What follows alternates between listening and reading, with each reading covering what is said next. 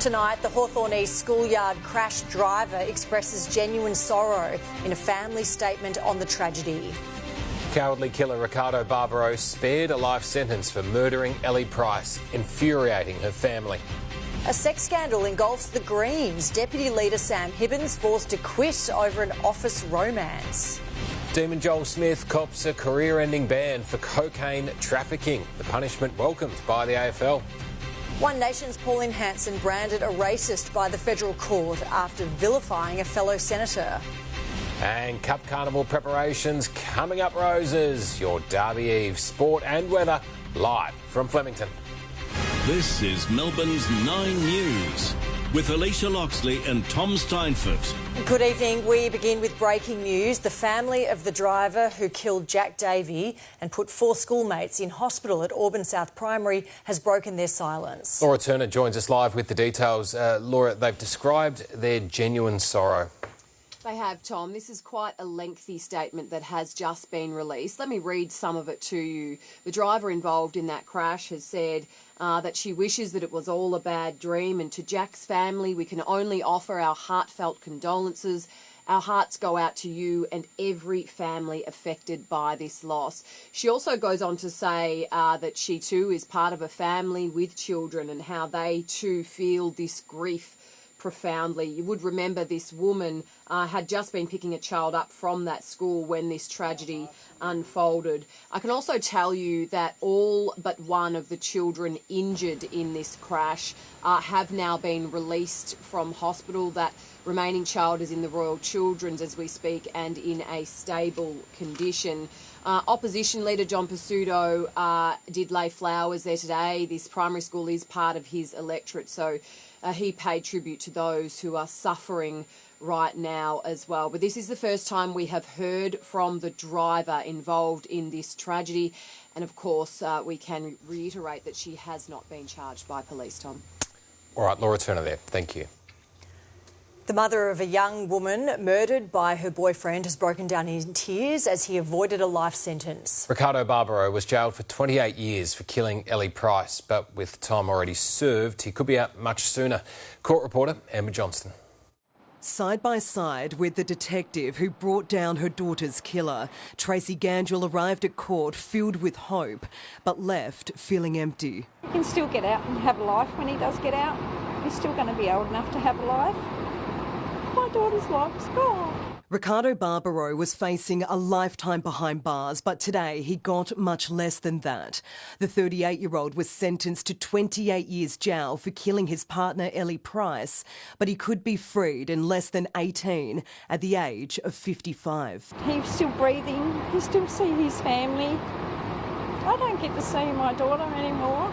Nor will Ellie's son, who was just 4 years old when she was stabbed 6 times at her South Melbourne apartment in 2020. Barbaro had already threatened to kill the 26-year-old and was jailed for it. But as soon as he was released, he breached an intervention order and slit her throat, fleeing to New South Wales where he was arrested. Are you a killer, Ricardo? Did you kill Ellie? He refused to admit he did it, but a jury wasn't convinced. Justice Stephen Kay delivering this scathing remark. The vicious attack must have been absolutely terrifying. She was alone, completely defenceless, and was quite clearly overpowered by you as you rained a series of blows on her with a knife. As Barbaro was being marched out of the courtroom, he lashed out at members of the media, taking aim at a female journalist, calling her a dog because he was unhappy with one of her previous reports. Barbaro fought for a lesser sentence, claiming he has complex PTSD after his brother, cousin and grandfather, all steeped in the criminal underworld, were assassinated. The judge referenced the case of Adrian Basham, who was jailed for life for killing his partner, but in that instance there was a cover-up and proof of premeditation. He can take life away from someone. His life should be taken away as well. Amber Johnston, 9 News. A sex scandal is rocking the Victorian Greens tonight. MP Sam Hibbins has been dumped as deputy leader and forced to resign from the party over what he's calling a consensual relationship with a staff member. But as Mark Santomartino explains, the member for Prahran is being accused of much worse.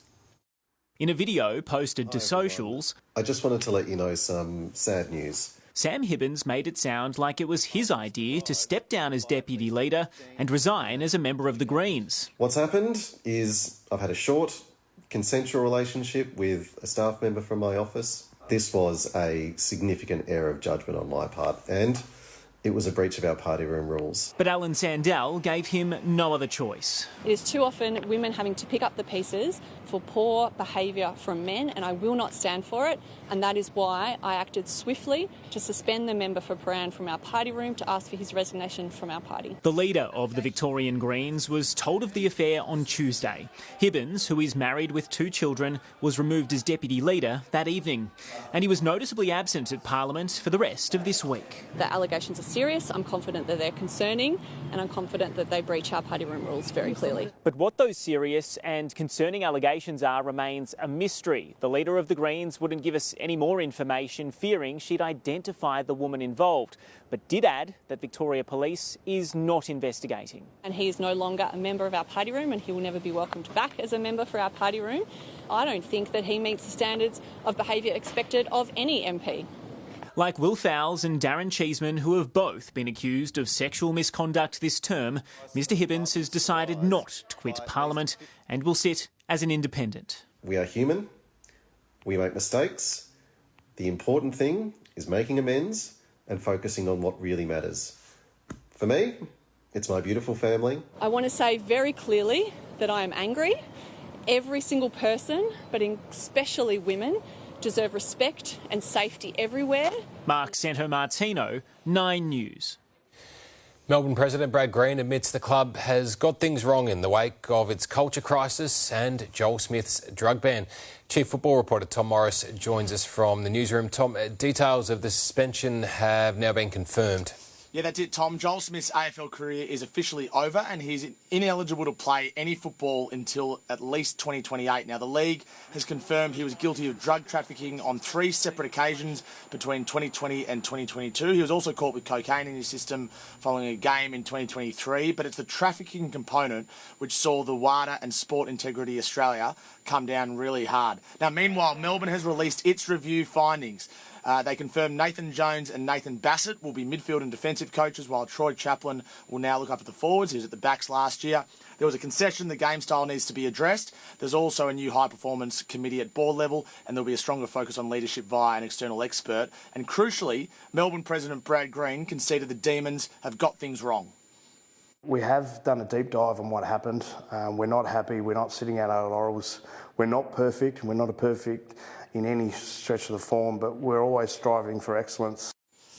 So first to 4-year players at Melbourne will report to pre-season training on November 11, while experienced players are due back on November 25. The Demons, understandably, Tom, keen to move on. Tom Morris there, thank you.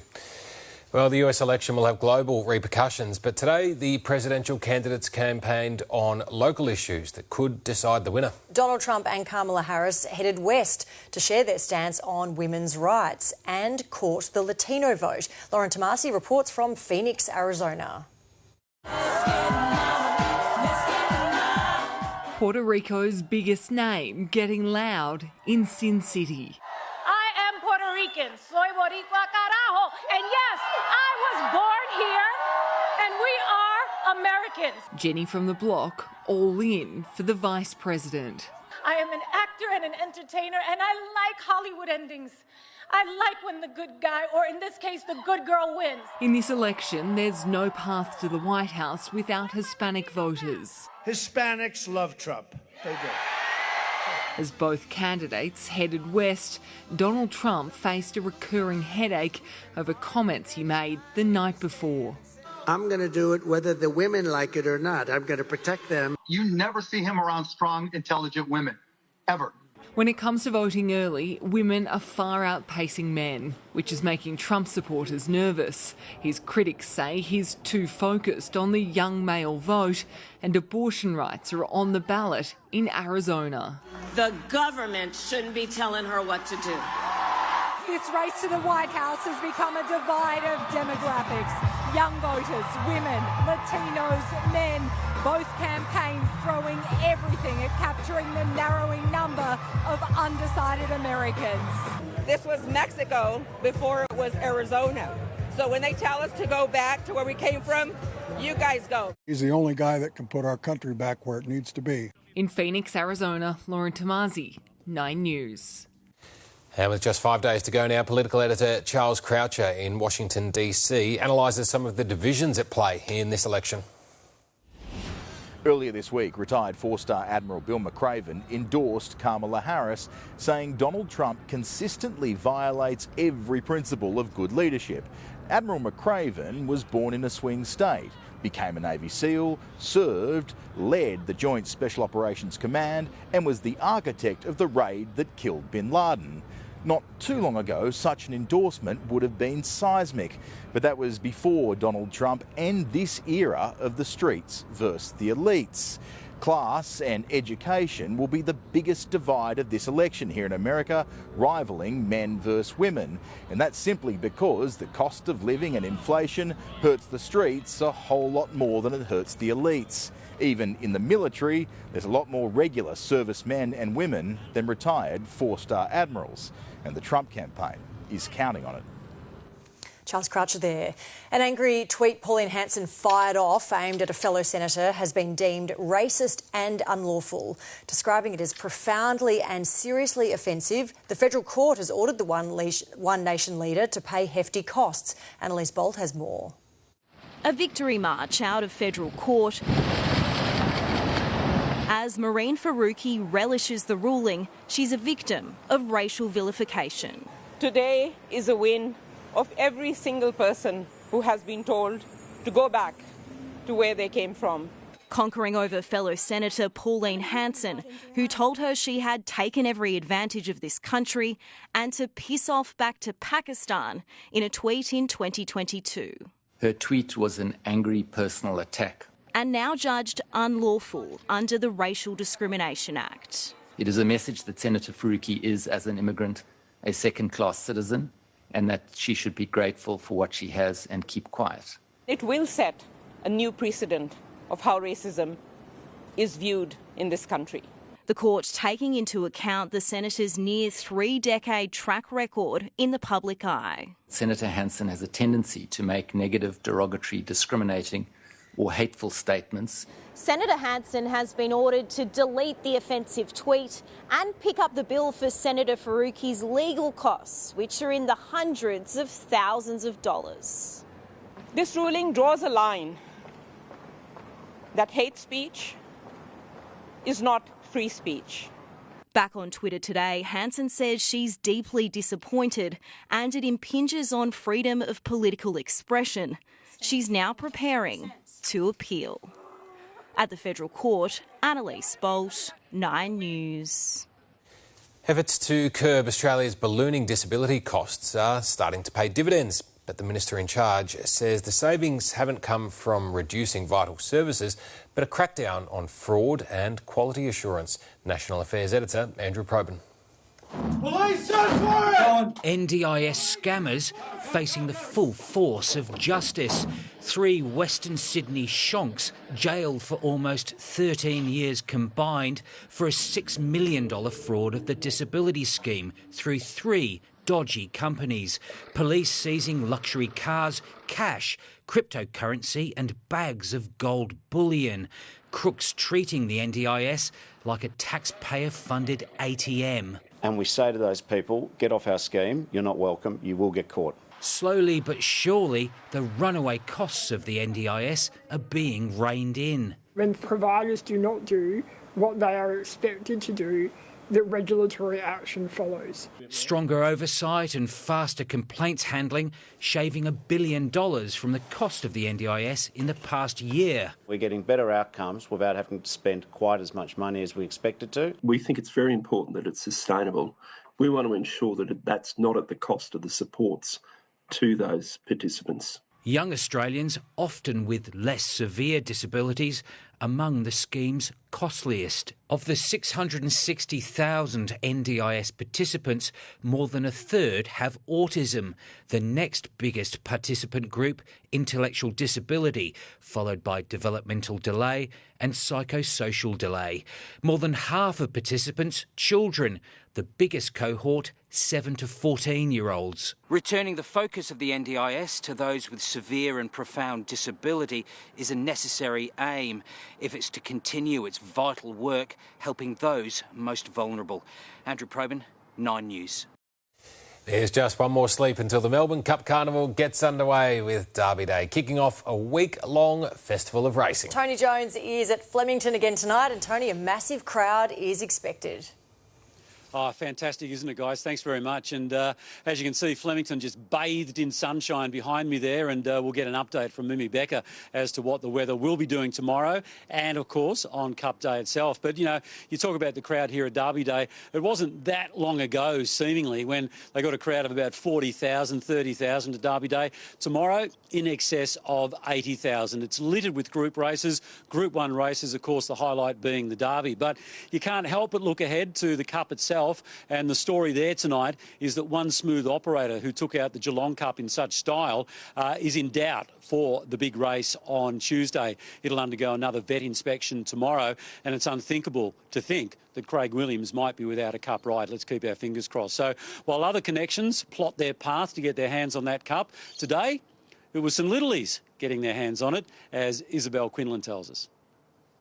They call it the People's Race, and at Donvale Primary School, the kids and their teachers are certainly in the spirit. It's the Donvale Gold Cup, and it's Jade Valentine and Emma Farrington going head and head. Where the big one will run, the famous roses are ready. Flemington is set to take centre stage. Overall, we're 10% up year on year. We're seeing demand like we've never seen before. For the first time in the carnival's history, all signs are pointing to a sellout. Derby and Cup Day tickets are almost gone, with more than 260,000 punters expected through the gates over the 4 days. We'll probably go through somewhere in the vicinity of 18,000 bottles of champagne across the site. And no doubt Mick's keen for a glass after spending a year making sure these gardens are spick and span. I was really nervous back in August, 16,500 roses. And we started pruning in April and we hadn't finished in August, but our good old Melbourne's helped me out and cooled down this week, so just slowed everything down. As always, patrons are encouraged to use public transport to get to the track. Metro Trains is adding an additional 1,000 services to its timetable to ensure travel runs smoothly over the 4 days. We've got trains running every few minutes out to Flemington and back again, so it's definitely the most convenient option to get there.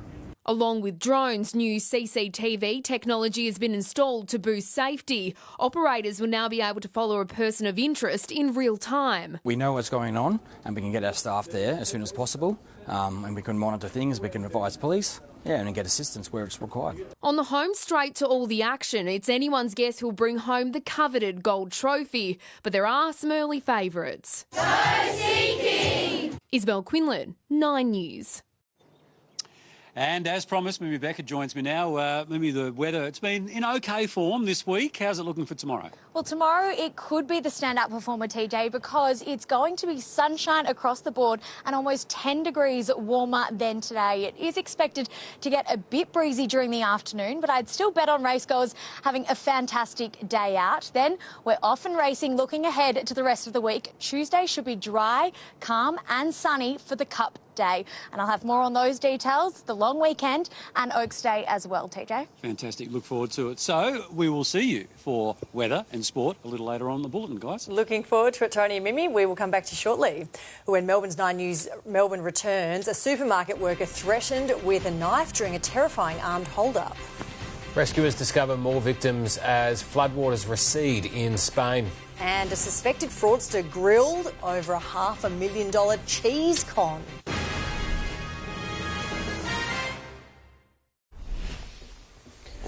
A supermarket in Melbourne's northwest has been terrorised by a thug armed with a knife. Demanding cash, pardon me, the thief threatened a worker before he stumbled out of the shop. Chester Narn has the story.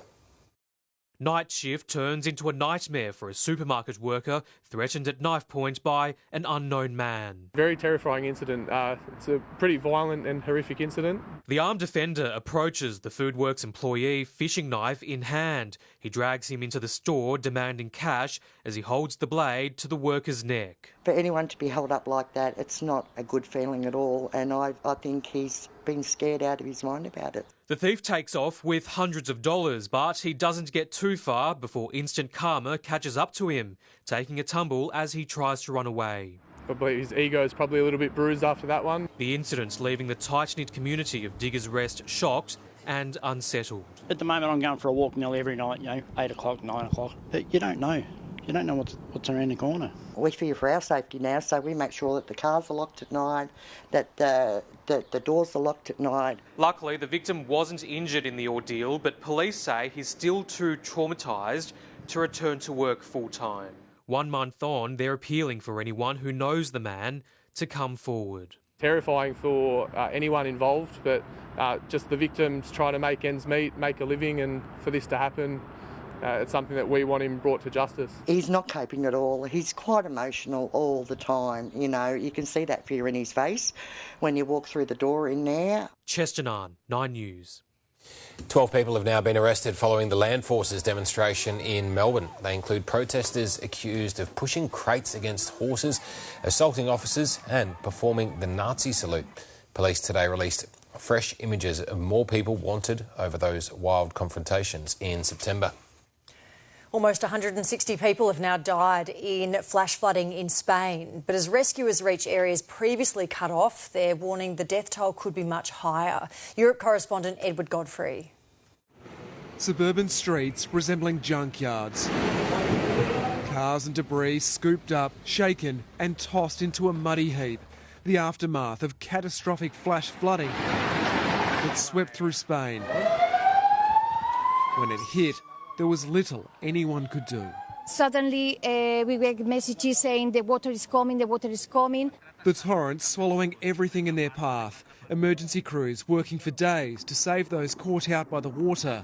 In Valencia, a baby is among those rescued by air. Just south in Cattarauha, residents are forced to use a rope to save a man struggling in the current. But many didn't make it.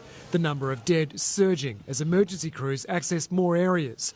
In one garage in Valencia's La Torre district, 9 bodies were discovered. Visiting the region, Spain's Prime Minister reaffirming support for victims. The clean-up is only just beginning, and many roads and rail services will be out of action for weeks, maybe longer. Homes and shops destroyed throughout the region. Thousands have lost everything and don't know where to turn.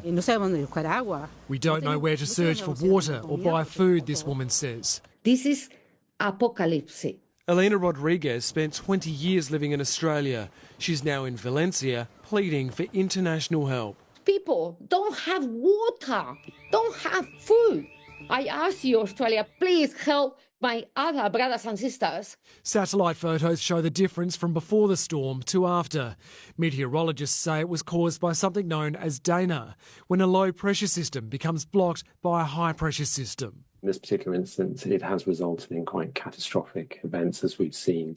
Warnings for people to stay indoors remain in place. In London, Edward Godfrey, 9 News. 2 people have died in Taiwan and more than 500 are injured as the island was battered by its biggest storm in decades. Typhoon Kong damaged buildings, brought down trees and cut power lines. A 63-year-old man has been arrested in Britain in connection with the theft of $500,000 worth of award-winning cheddars. 22 tonnes or 950 wheels were delivered to an alleged fraudster who was posing as a wholesale distributor in France. Coming up for you, the magistrates given the power to spare drivers caught with medicinal cannabis in their system. Melbourne sitting middle of the pack for housing affordability, the income you need to comfortably buy a place. And Dodgers fans light up Los Angeles despite winning the World Series.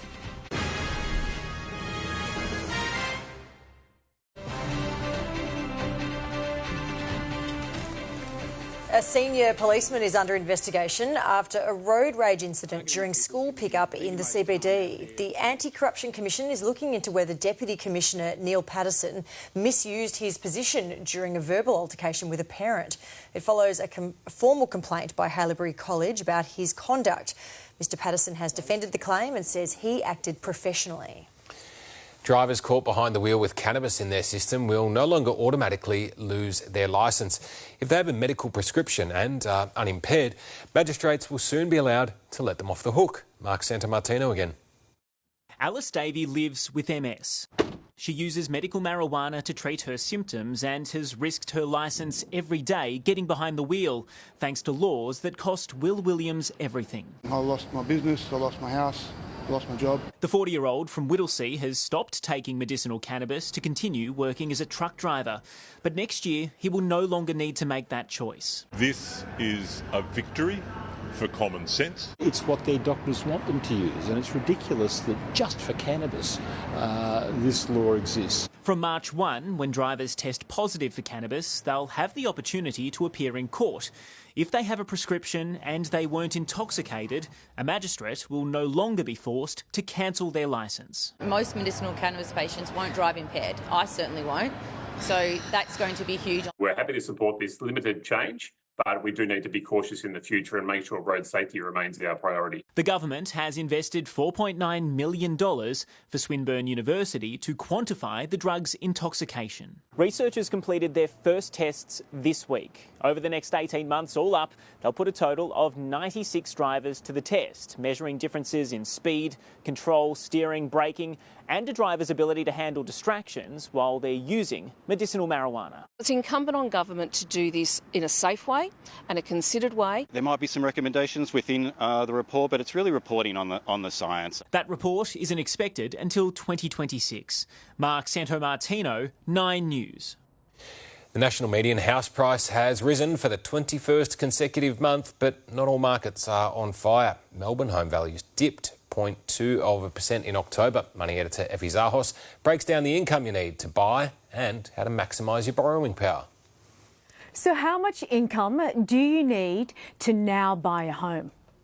CanStar's analysis reveals that if you're looking to buy a medium price home now with a 20% deposit, that's to avoid lenders' mortgage insurance, Darwin comes in as most affordable, household income of $117,200. Adelaide comes in at $158,600, but for those wanting to buy a house in Sydney, the income required jumps to $249,800. Units are considerably cheaper to buy than houses, and according to CoreLogic, a discount of around 32% on the median house values across combined capital cities. And in Perth, you'd need a household income of $116,800, Melbourne $121,400, and in Brisbane $129,600. To increase your borrowing power, consider these tips. Cut your credit card limits. A $10,000 credit card limit could reduce your borrowing power by around $40,000. Get rid of any second car you don't use. It affects your borrowing potential. And if you have a HECS help debt, get some good expert advice around whether or not you may be better off clearing that debt, even if it means using a portion of your deposit savings. And shop lenders. Different banks assess applications differently, so explore your options.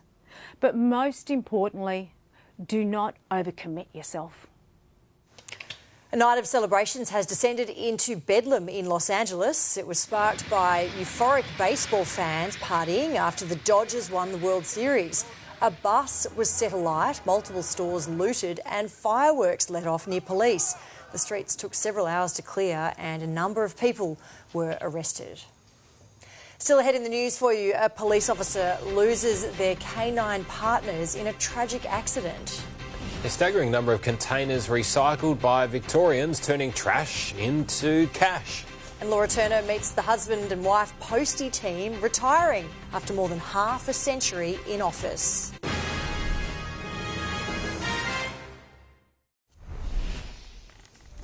A technical issue has been blamed after 2 highly trained police dogs died in the back of an air-conditioned patrol vehicle. A top cop insists there was no human error while rallying behind the officer who has lost his 4-legged partners. This report from Damien Ryan. An emergency services expo, but there was only one star of the show. He's a German Shepherd.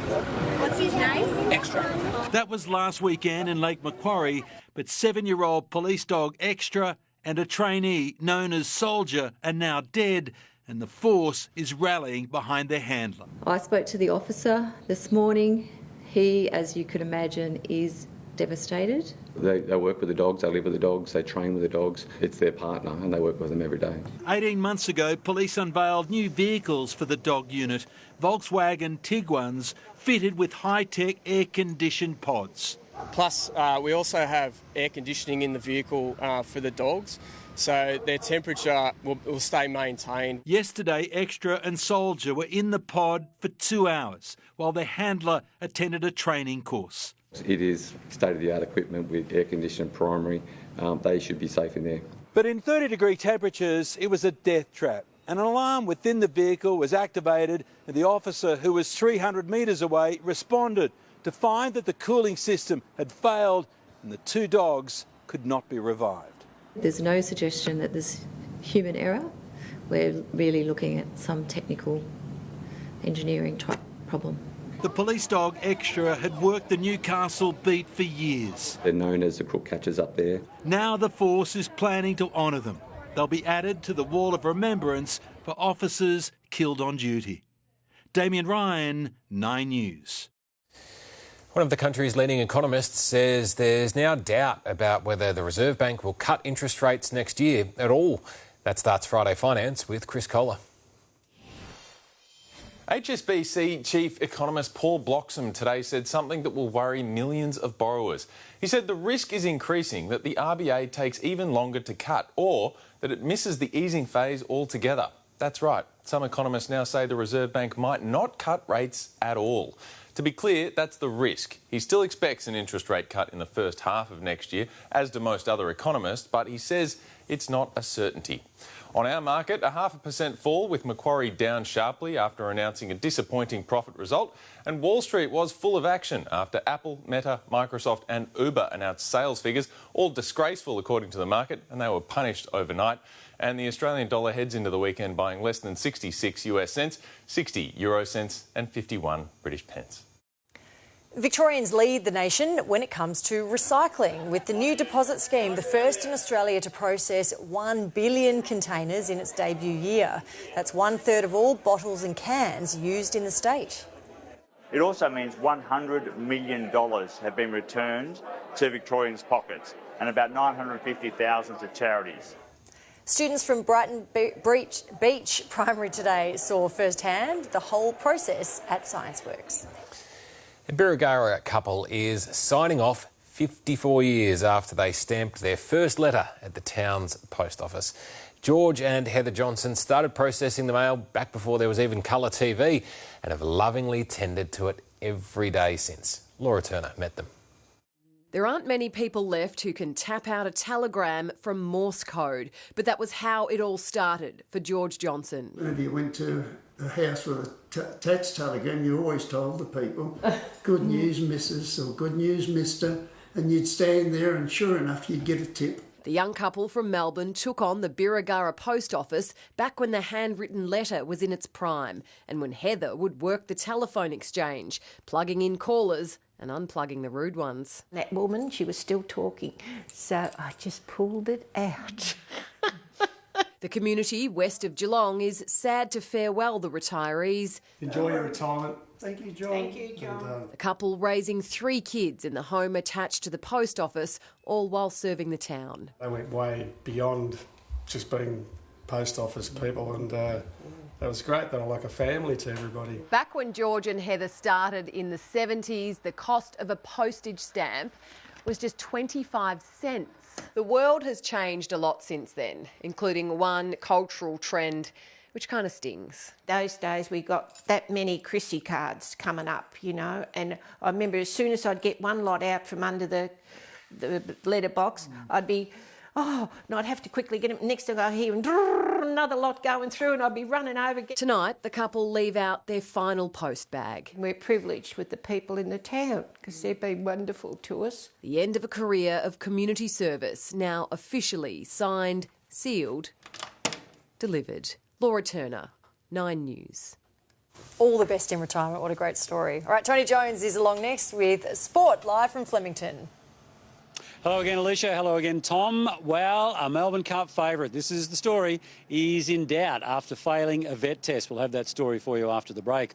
Also tonight, Chris Waller is back in town and ready to put his stamp on this carnival. Bobby gets a makeover, and so do the Pies. And why this Victorian cricket star is anything but short of ambitions.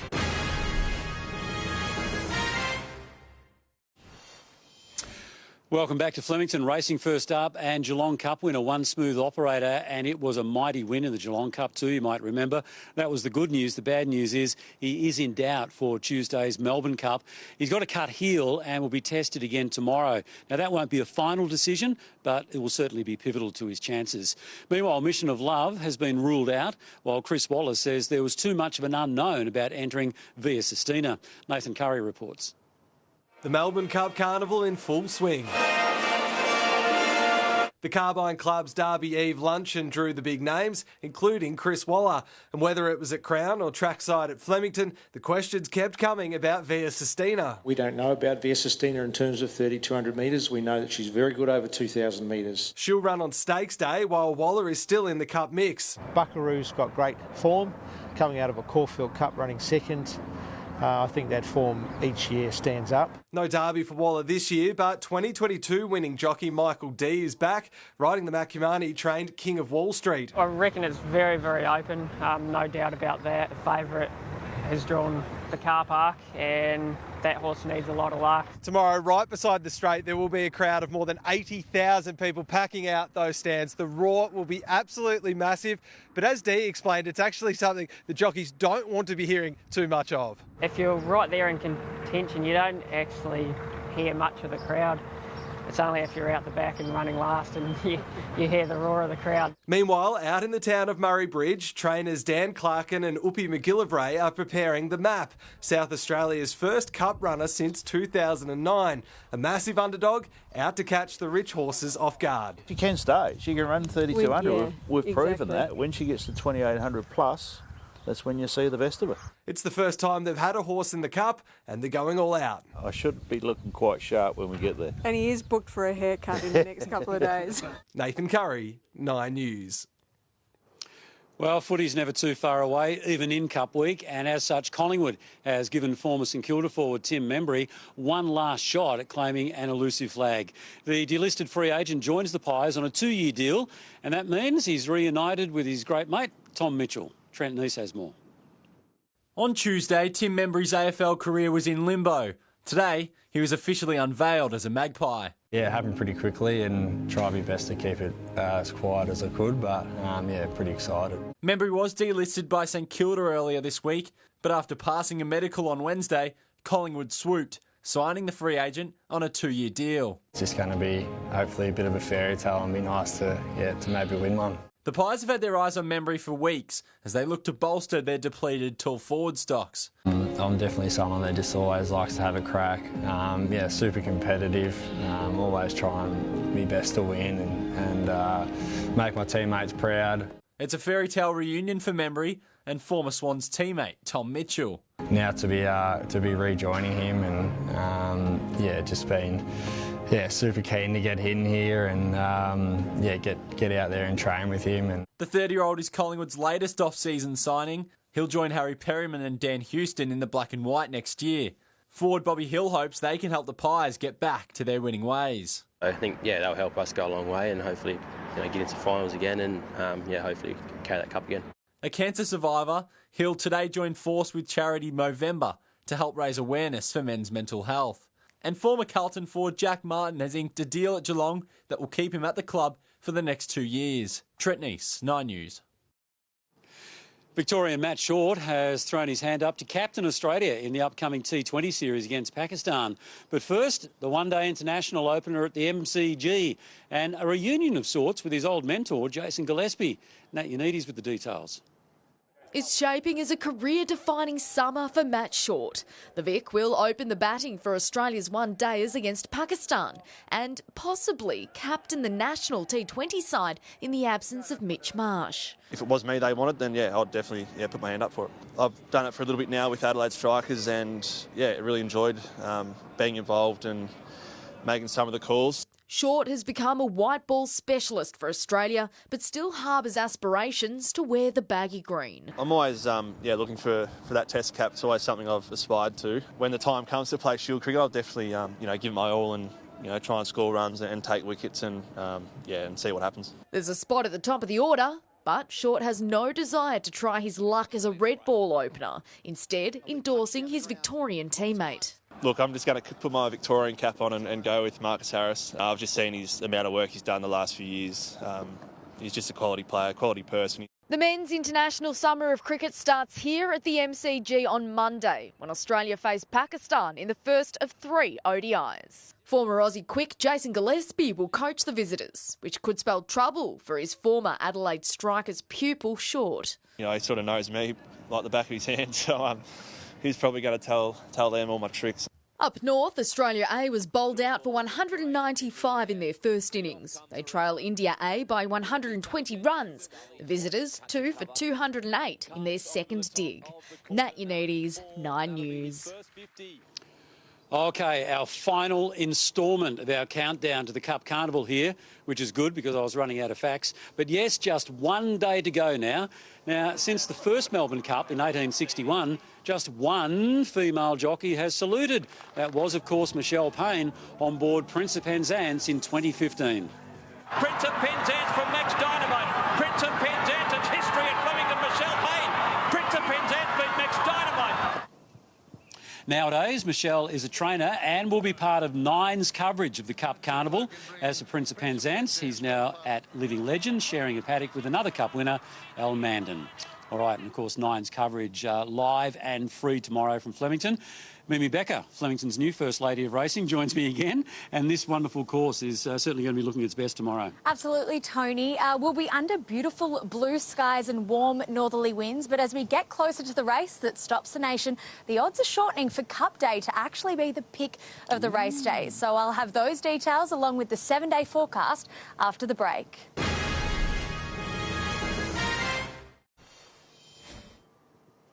Hello again from Flemington. The roses are looking perfectly preened in preparation for Derby Day tomorrow, but it's been a bit chilly today, a top of just 16.6. Geelong jumped through the gates a little quicker as it climbed from 9 to 17 degrees, while almost all Melbourne suburbs peaked at 17 or 18. It was a frosty start to November for parts of inland Victoria. Longering fell to a low of 0 but rebounded under sunny skies to reach 22, and 25 degrees in the northeast was the warmest statewide. WA has sweltered through an extremely hot Friday with maximums up to 16 degrees above average. A cold front will move eastwards tomorrow and push that heat into South Australia before it moves into Victoria. So heating up in Adelaide tomorrow, a sunny top of 35. Hobart's expecting blue skies and 23. And another cool day in Sydney, just 22 degrees, but it'll reach the 30s on Sunday for the first time this spring. Back home, a low of 3 on the way for Ballarat and Mansfield. Horsham is heading down to 4 before rebounding to reach 29. It'll be even warmer in the Mallee, up to 32 at Mildura. Gusty winds developing in the west during the afternoon, and there is the chance of damaging winds tomorrow night as that cold front closes in. Here in Melbourne, there could be patchy frost about the nearby hills as Coldstream drops to 2 degrees, then tops of 25 and 26 for most suburbs. Werribee should reach 27. Winds picking up in the afternoon and extreme grass pollen levels are forecast. For Geelong, a low of 8 and a top of 27 degrees. getting down to 7 in the city overnight. But once the sun comes out, the temperature will be off and racing, heading for 26. Breezy conditions later in the day will ramp up tomorrow night. And it's going to be uncomfortably warm, not dropping below 18. The top of 23 on Sunday will be early, mid-morning, with a couple of showers before a cool change arrives, becoming nice again in the afternoon. Cooler, 19 on Monday. Calm, sunny and 23 for Cup Day on Tuesday. A top of 32 on Wednesday with late showers lingering into Oaks Day on Thursday, 26, and 25 with a possible shower next Friday. But my tip for Derby Day tomorrow, perfect conditions for a classic dress and a large hat to stay out of that sun. Black and white, of course. Tom and Alicia. Lovely stuff. Thank you, Mimi. That's 9 News this Friday. Ali's next for the current affair. We hope you have a lovely weekend. For now, good night.